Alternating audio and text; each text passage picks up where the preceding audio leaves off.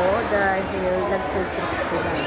So hindi nakasama ang kanyang nanay dahil may trabaho siya, hindi niya off. So ngayong araw na ito ay nandun na sila sa loob ng sinihan. So hindi na rin ako sumama at hindi na rin ako kumuha ng ticket kasi pambata yung papanoorin nila. So ngayon nandito kami nga sa SM. Paglabas nila, hinihintay ko siya dito sa pag-exit kasi kung gagala ako, wala pa naman yung nakabukas na mga store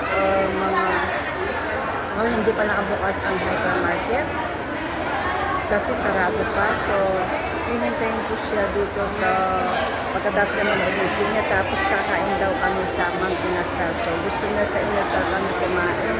So maraming mga estudyante ang sumama sa trip.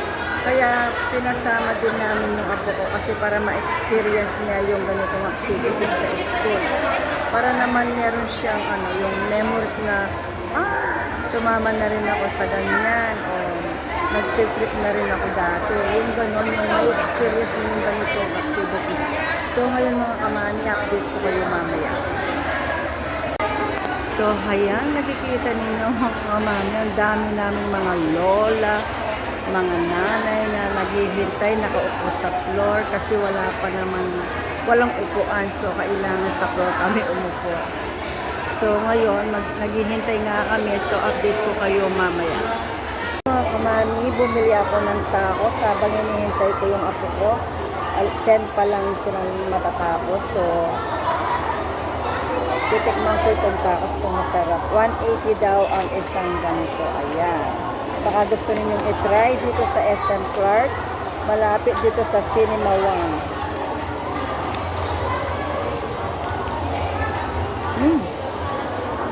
Masarap siya.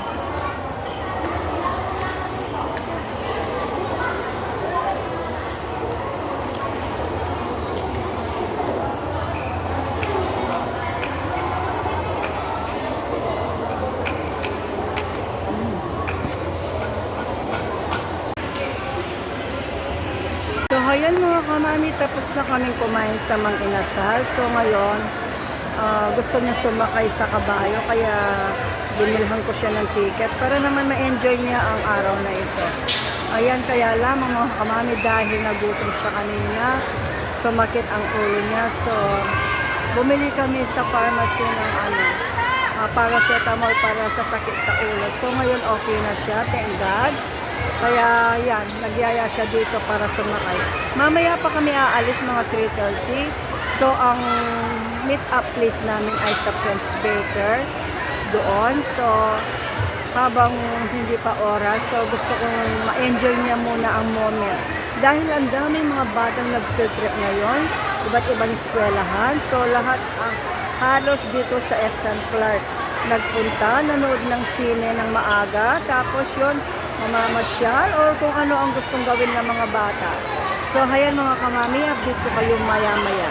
Mga kamami, ang ganda ng mga palamuti dito sa SM Clark dahil ngayong araw na ito ay Chinese New Year pala.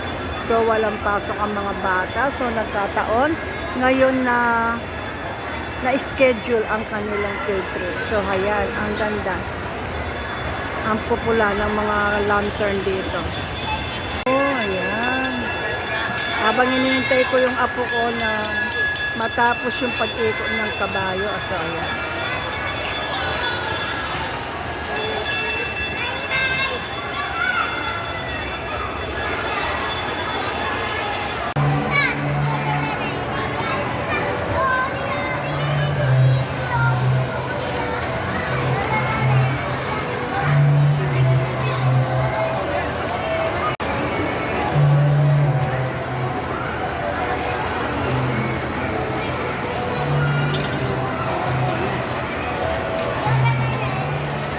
Tapos na siyang sumakay ng kabayo. So, ngayon, tinatanong ko kung ano pang gusto niya. Mamaya update ko kayo.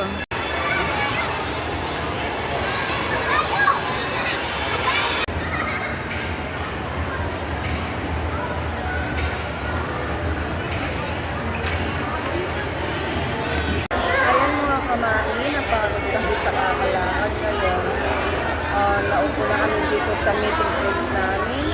So nakaupo lang kami dito sa doon.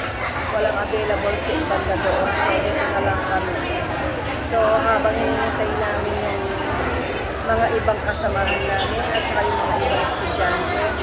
So dito na kami maghihintay hanggang dumating na yung service namin. So update ko kayo mamaya pag uwi namin. Mga kamami, habang naghihintay kami, nagpabili ng ice cream ang aking apo. Kasi kanina hindi maganda ang kanyang pakiramdam. Pero ngayon, okay na ang kanyang pakiramdam. So, kumakain na siya ng ice cream. So, 3:00 ang aming time para sasakay na sa aming service. So, maghihintay na lamang kami dito mga kamami. Update ko kayo mamaya.